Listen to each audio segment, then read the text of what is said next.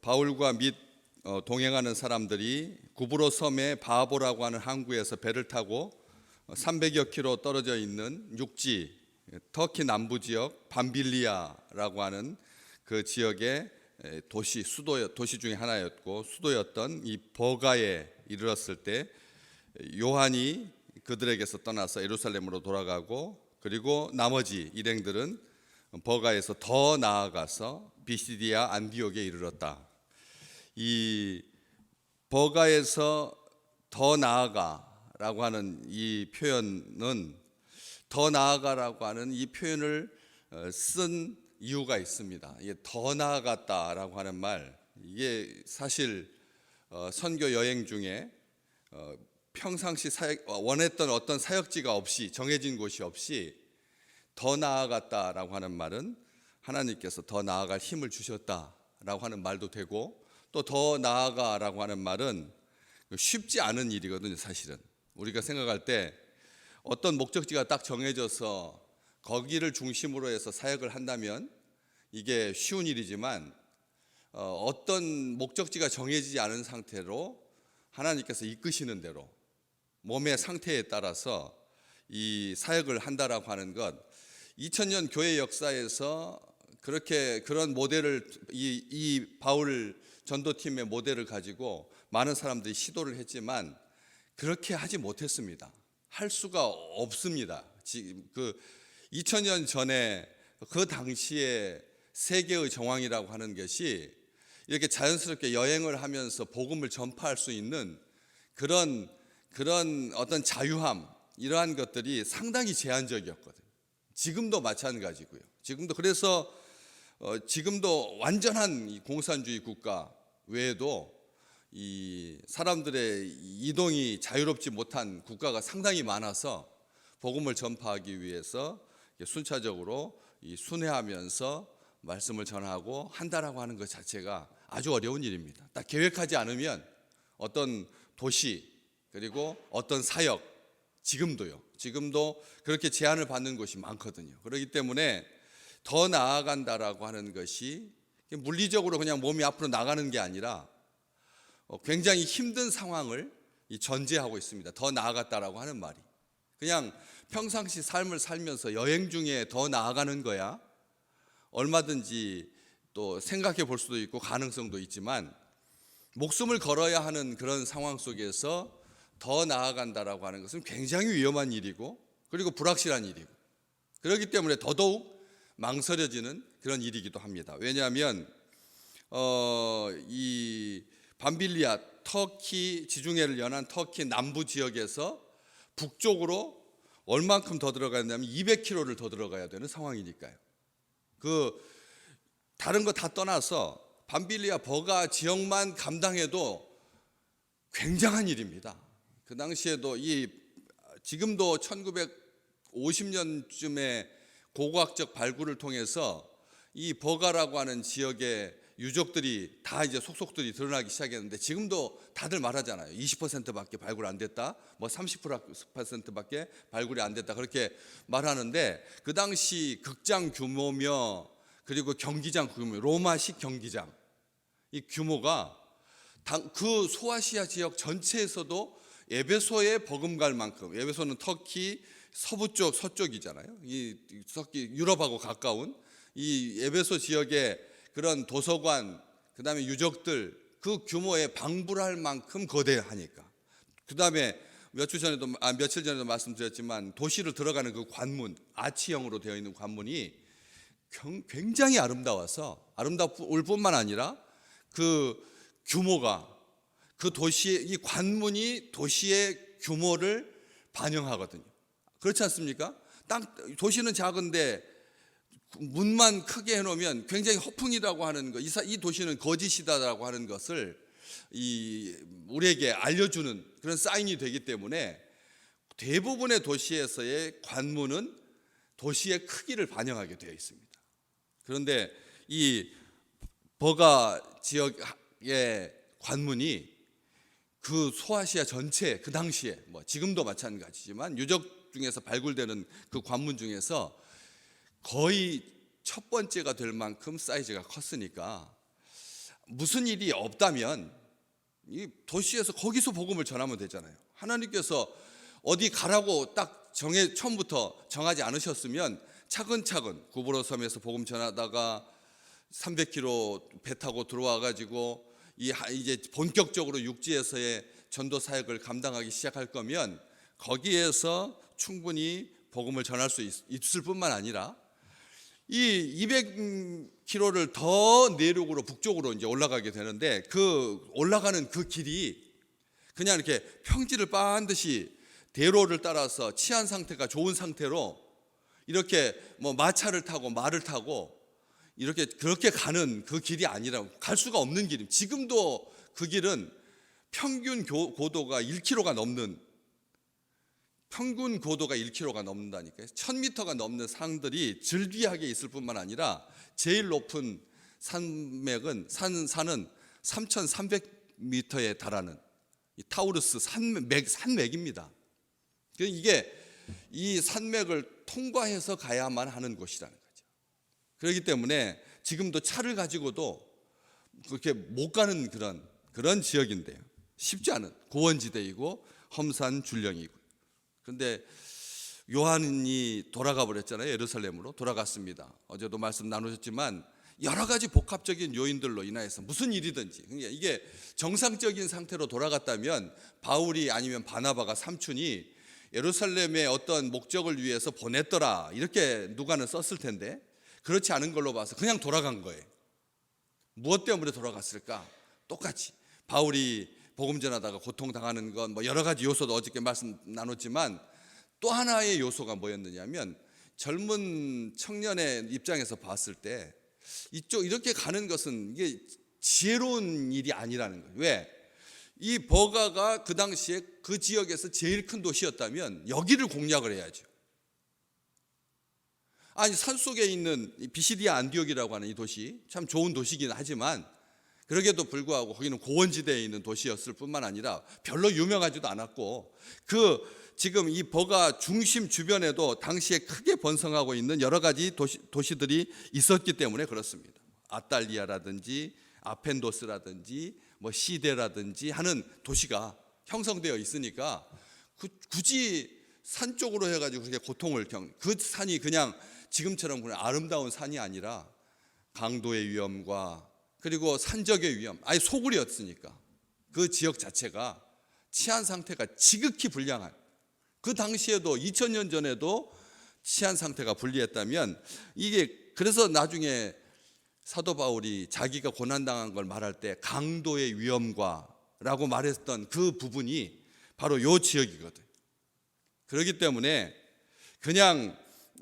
그러기 때문에 합리적인 생각을 가지고는 이게 아니라는 생각이 들었던 거죠. 아무리 하나님께서 인도하시지만 이 첫 번째 복음을 전하는 본격적으로 복음을 전하기 위해서 나서야 할 그 길인데 그렇게는 아닐 것 같은 생각이 들었다라고 하는 것이죠. 그래서 200km를 고생을 하면서 이제 간 겁니다. 여기 14절 말씀에 버가에서 더 나아갔다. 이 더 나아갔다라고 하는 말이 왜 의미를 가지냐? 왜 이게 힘든 발걸음이냐? 왜 이게 쉽지 않은 발걸음이냐? 이게 사람의 생각으로는 절대 그렇게 나갈 수 없는 길인데 하나님께서 나아가게 하셨다. 갈라디아서 4장 13절을 통해서 알 수가 있습니다. 거기 비시디아 안디옥이라고 하는 지역은 이건 밤빌리아 지역이고 그쪽은 갈라디아 지방입니다. 터키에서 지역이 다릅니다. 이 지방이 다른 거죠. 주가 다른 주입니다. 다른 주로 넘어가게 되는데 그 갈라디아 지역에 있는 교회가 세워지고 거기에다가 편지를 쓴 게 갈라디아서니까 갈라디아서 4장 13절에 보면 내가 처음에 육체의 약함으로 말미암아 너희에게 복음을 전한 것을 너희가 다 아는 거다. 갈라디아서에 보면 그렇게 기록되어 있거든요.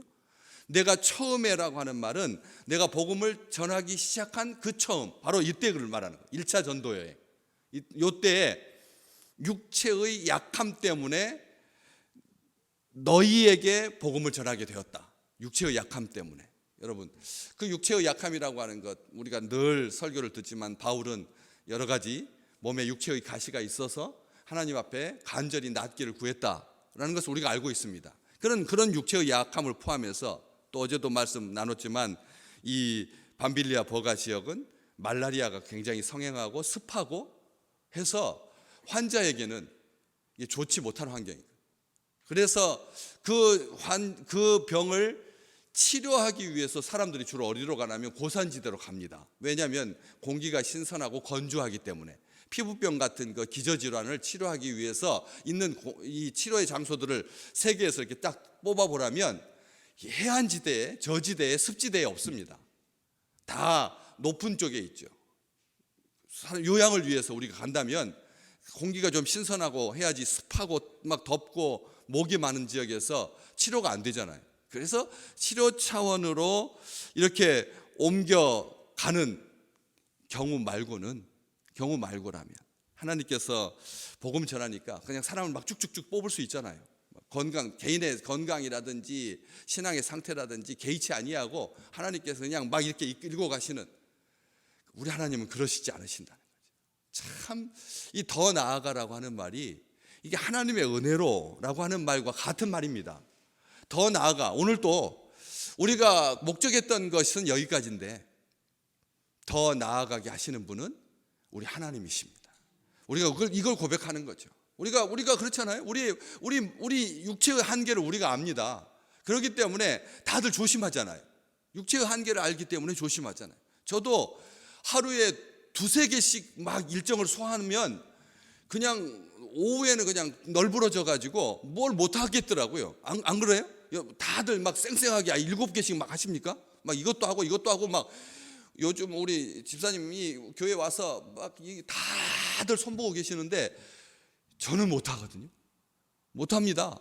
우리가 1-2개 소화하는 것도 어려운데 우리 육체를 그렇게 알아가지고 우리가 그렇게 몸을 사리는데 하나님께서 자기 사람 통해서 복음을 전하게 하실 때 그렇게 막 몰아가지 않는다는 거예요.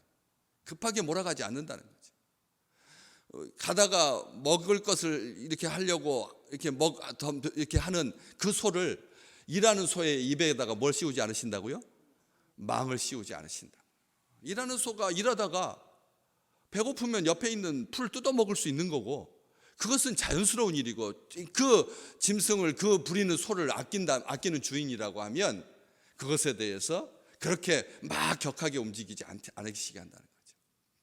이유가 있어서 처음에는 약함으로, 그런 육체의 질병 때문에 그렇게 그 길을 부득이하게 갈 수밖에 없었지만, 그런 그 일들을 통해서 더 선한 일을 이루게 되었다라고 말씀을 드렸습니다. 여기 이렇게 나감으로 말미암아 갈라디아 지역에 많은 도시, 유명한 도시, 복음을 전해야 할 도시들을 이렇게 가게 되는데, 이 조심스럽고 묵직한, 그리고 아주 몽롱해 보이는 힘든 상태에서, 한계 상황 속에서 불편한 몸을 이끌고 복음을 전하기 위해서 200km나 그 산길을 통과해서, 이게 하루 이틀 여정이었겠습니까? 여러분, 200km면 꼬박 평지여도 열흘이 넘게 20일 넘게 가는 길입니다. 제가 그 스페인에 100km 정도 가는 그 길도 이게 말이 아니던 얼마나 힘든 일인지 모르겠어요. 아침 일찍부터 출발해가지고 오후 늦게까지 그렇게 가는데도 200km를 걸어서 간다고 하면 그게 쉬운 일이 아니라는 거죠. 몸 상태가 바울이 건강했던 상태가 아니었거든요. 그렇기 때문에 쉽지 않은 그 길인데 갑니다. 비시디아 안디옥은 안디옥 교회하고 다른 안디옥인 거죠.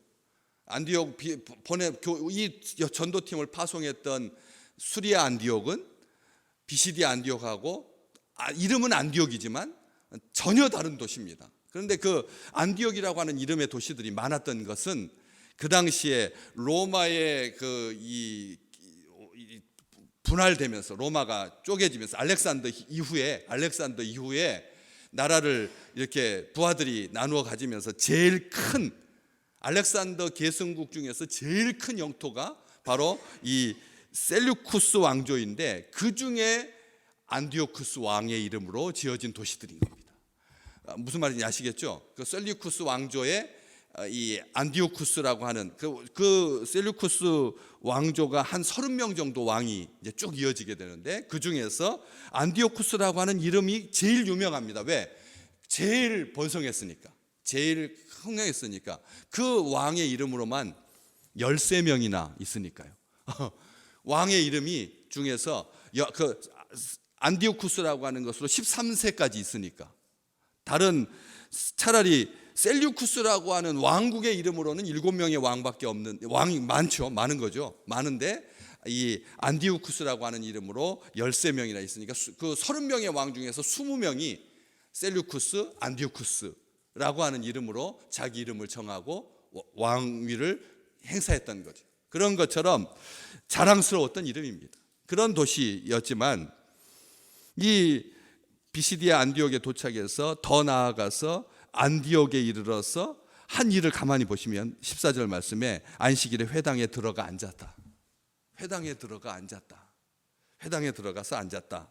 그리고 율법과 선지자의 글을 읽은 후에 회당장들이 사람을 보내서 이 전도팀에게 물어 이르기를, 형제들아, 만일 백성을 권할 말이 있거든 말해라. 안식일에 회당에 들어가 앉으니라. 지금 기독교인인데 유대교 회당에 들어가 앉은 겁니다. 기독교인인데. 이게 지금 예수 믿는, 지금 복음 전하기 위해서 기독교인, 그리스도인들이 안식일 날 안식일을 지켰고 회당에 들어가서 앉았다. 이 회당에 들어가 앉았다라고 하는 이 표현이 우리가 생각하는 것처럼 그냥 회당을 방문했다, 복음을 전하기 위한 목적을 가지고 한 게 아니라 정식으로 하나님께 예배 드리기 위해서 좌석에 앉는, 다시 말하면 하나님께서 비시디아 안디옥으로 보내주시고 거기에까지 회당이 있었던 거예요.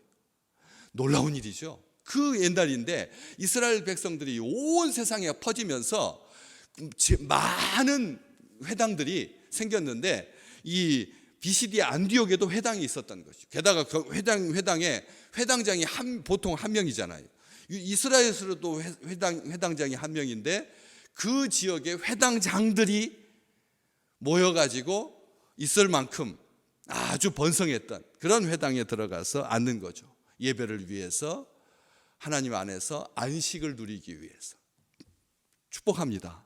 우리 식구들이 주예전에 예배를 위해서건 또 이 다른 목적 때문에 교회를 들을 수도 있잖아요. 그렇잖아요. 여기 원래의 목적은 하나님께 예배하기 위해서였겠지만, 그렇지만 복음을 전할 수 있는 기회가 바로 딱 생긴 거죠. 어떻게 하나님께서 그런 기회를 주신 겁니다. 형제들아, 만일 백성을 권할 말이 있거든 말해라. 외부 손님인데, 그렇잖아요. 외부 손님, 평생 본 적도 없는, 그렇지만 레위인이었던 바나바, 그리고 유대인이었던 바울, 그리고 구브로에서 복음 전하다가 합류한 그 일행들에게 말씀을 전할 기회를 주셨다는 것이죠. 숨가쁘게 달려온 이 복음 전파의 여정 가운데서 하나님께서 그 하루를, 안식일을 주셔서 예배 드릴 수 있게. 제가 참 이게 얼마나 은혜인지. 우리가 삶을 살 때 막 숨가쁘게 달려왔을 때 어느 곳에 있든지 하나님께서 그곳에 예배당을 주시고 교회를 허락해 주셔서 거기에서 잠시 들러서 하나님 앞에 숨 돌리게 하시고 앉게 하시고 그리고 말을 전할 수 있는 기회를 주시고 하신다라고 하는 것이죠. 이게 귀한 축복입니다.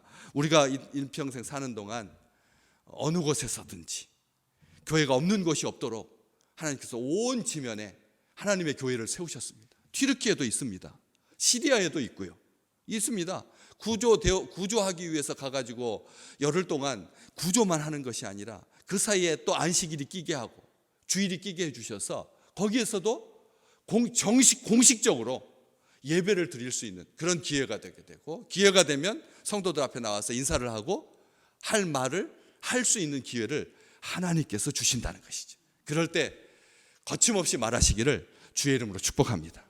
그렇잖아요. 우리가 그냥 우리나라에서 이렇게 살다가 우리 교회에서 예배 드리다가 이렇게 하나님께서 부르시면 가는 것이 아니라 어느 곳에 있든지 하나님께서 그 기회를 주셨을 때 하나님께서 우리를 어떻게 하셨는지 거기에 쭉 말하는 거 다 구약에 대한 구약의 말. 베드로가 솔로몬의 행각에서 말씀 전했던 것처럼 쭉 이게 다 이제 그 뒤로는 바울이 비시디아 안디옥 회당에서 안식일에 말씀을 전한 내용이 쭉 이어집니다. 그러면서 나중에 어디라고요? 하나님 48절 이방인들이 듣고 기뻐하여 하나님의 말씀을 찬송하며 영생을 주시기로 작정된 자는 다 믿더라.